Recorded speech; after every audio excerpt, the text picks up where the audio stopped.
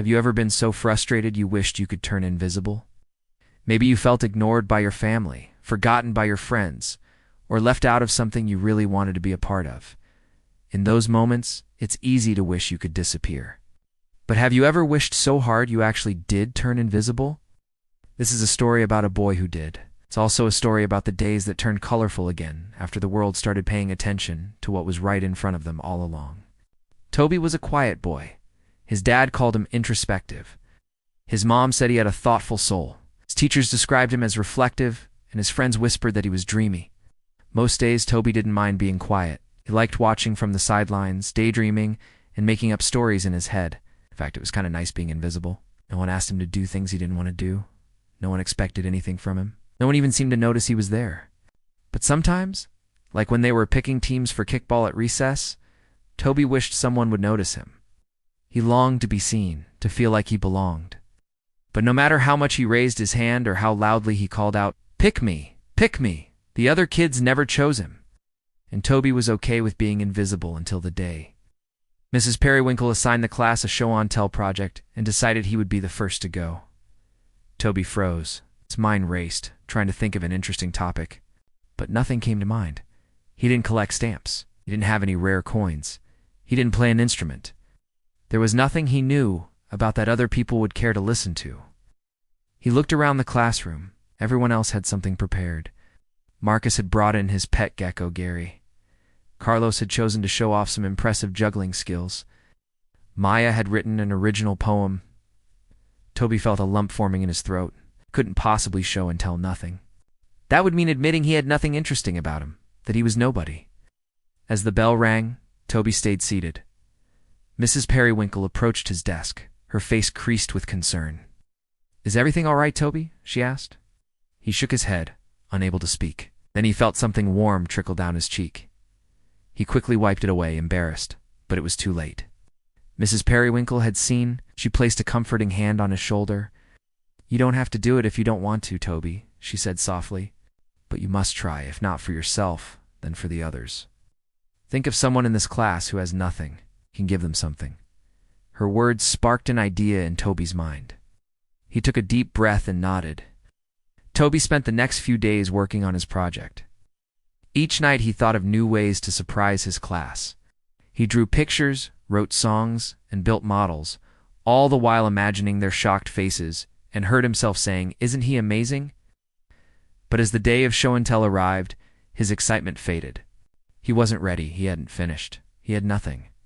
Just then, Toby remembered Mrs. Periwinkle's words. He stood up. His hands trembled as he reached into his backpack. Taking a deep breath, he pulled out a blank poster board and some crayons. He walked to the front of the class and everyone gasped. "I don't have anything to show you," he announced quietly. A giggle went around the room. Some kids snickered. Others nudged their friends. He closed his eyes, waiting for the inevitable. "That's okay, Toby," Mrs. Periwinkle said. "We all have something to share. Doesn't have to be something big. Sometimes the smallest things can teach us the most." She smiled encouragingly at Toby, who hesitantly opened his eyes. Then slowly, as if guided by an invisible hand, he began to draw. The picture he had in mind was complex, with lots of details. So he started with the background, filling it with crayon strokes of sunshine yellow and ocean blue. Next, he drew a winding path that led to a magnificent castle made of shimmering pink and sparkling purple. Finally, he added a small figure standing in front of the castle. It was a boy, thin and lanky, with big brown eyes and a hopeful smile. As Toby stepped back to admire his work, he noticed the gasps and whispers echoing around the room. "Who's that?" someone asked. "It's me," Toby replied softly. "It's me waiting to be seen." From that day on, things changed. Slowly, ever so slowly, people started noticing Toby. At first, it was only his art that they saw. They praised his drawings, hung them up in hallways, even featured them in the local newspaper. Soon after, Toby's classmates invited him over to show him their own art. He helped Marcus with his model rocket, listened patiently while Maya recited poetry, and watched in awe as Carlos painted a mural for the school. For the first time, Toby felt like he belonged. He felt seen. Then something magical happened. One day, as Toby skipped home from school, he spotted a group of kids gathered around a fallen bird. Their faces were twisted with mischief.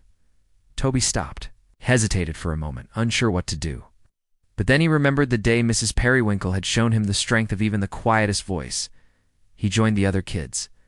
"Let's help him," Toby suggested.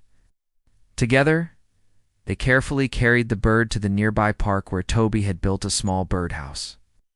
Once the bird was safe inside, Toby looked around at the other kids, whose faces had softened with newfound understanding. "Look," he said softly, pointing to the sky. "There goes the sun." The kids followed his finger and gasped. A brilliant rainbow stretched across the clouds, touching everything with its vibrant hues. Toby smiled, reached out and gently touched the shoulder of the boy beside him. The boy looked at Toby, surprised. Then, as if realizing something important, he returned the gesture. He squeezed Toby's shoulder, and together they watched the sunset. That evening, Toby's dad came into his room while he was drawing a picture of the rainbow. "What's this?" he asked, looking at the drawing. Toby explained about the bird and the rainbow, and his dad listened patiently. When he was done, he ruffled Toby's hair. "It sounds like you made someone's day," he said. Toby nodded shyly. His dad pointed to the drawing. "No," he said, "the world needs more artists who see things like this. Who knows? Might even make a friend or two along the way." Toby beamed.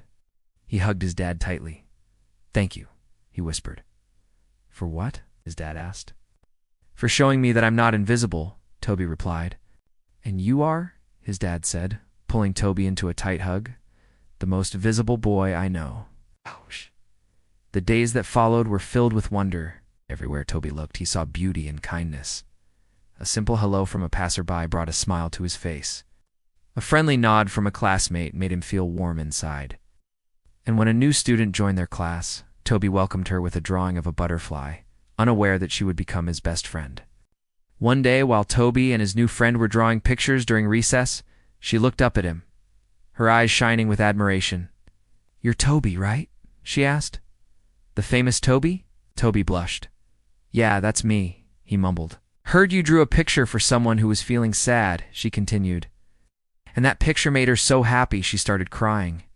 Is that true?" she asked, tilting her head to the side. Toby nodded shyly. "I guess it is," he said. "I like that," she said, smiling brightly. "It's my dream to make someone so happy they cry." Toby laughed and nudged her playfully. "Well, you're going to need a lot of colored pencils," he said. And as the two friends started drawing pictures for everyone in their class, Toby realized that the most beautiful colors come from the quietest hearts. Sometimes we need to slow down and appreciate the little things, the quiet moments, the subtle gestures that make life so special. These are the moments that truly matter, reminding us that even in the quietest corners, the brightest colors can be found. Thank you for watching and sharing these moments with us. If you enjoyed this story, let us know in the comments. We love hearing what resonates with you. Till next time. Remember to find joy in the little things and embrace the quiet moments, because that's where life's true beauty lies.